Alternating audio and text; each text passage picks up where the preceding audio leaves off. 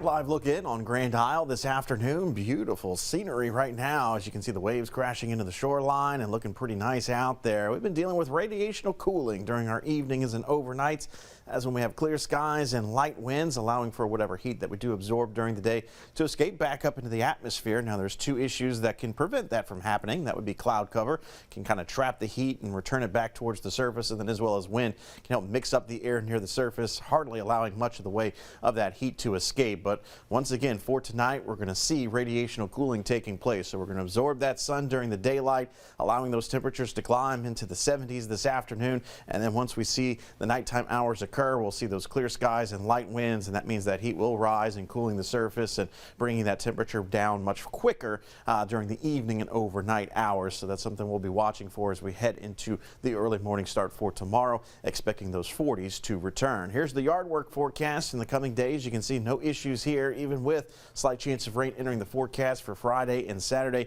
Any rain chance going to be very minimal right now at 10 to 20%.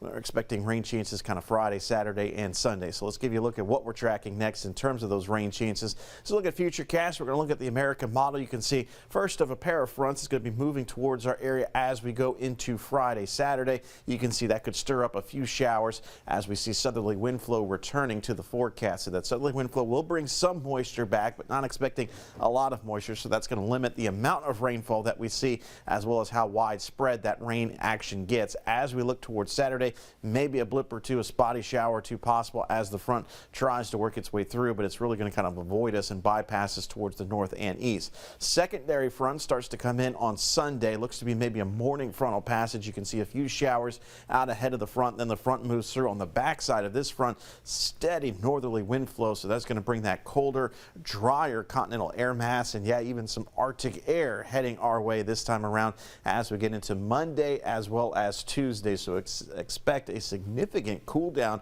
with this next front as it moves through. Just not going to have a whole heck of a lot of rain to it. You can see rain amounts from the model that I just showed you, the GFS, suggesting less than 1/10 of an inch of rain in most locations, and certainly less than 1/4 of an inch of rain for just about all of southeast Louisiana and southwestern Mississippi. So this front not going to be more of a rain front. It's going to be more of a cold front that's going to be arriving with the cold air. In the meantime, though, dealing with high pressure here at the surface, just off towards our southwest, and then kind of zonal flow in the mid and upper levels of the atmosphere. Notice how our lines here are kind of straight across the country, and you see the wind streams more or less from west to east. So that's what we call zonal flow.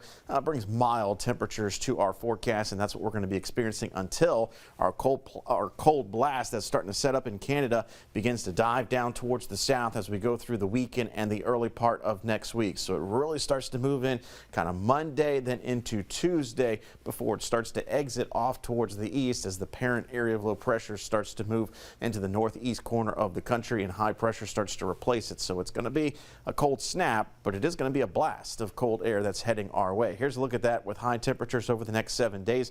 Our warming trend that starts today is expected to allow for daytime highs to climb maybe about 10 degrees above average as we await the arrival of that front. That front going to be moving in on Sunday, so you can see the decline in temperature, and look how steep it is going to be. We're looking at a high of 84 on Saturday, and by the following Monday, we're expecting a high maybe struggling to even get out of the 50s. So it's going to be a significant chill down as we look towards the early part of next week. In the meantime, dealing with that warming trend, so not as cold for the morning start tomorrow, but still have the jackets handy for the kiddos, upper 40s, and then you can see kind of in the 50s and then eventually 60s for morning lows to close out the work and school week. In terms of rain chances, probably getting by without the rain gear Friday, Saturday, and Sunday, but then have the heavier coats ready to go for the early part of next week as we see that Arctic air move in.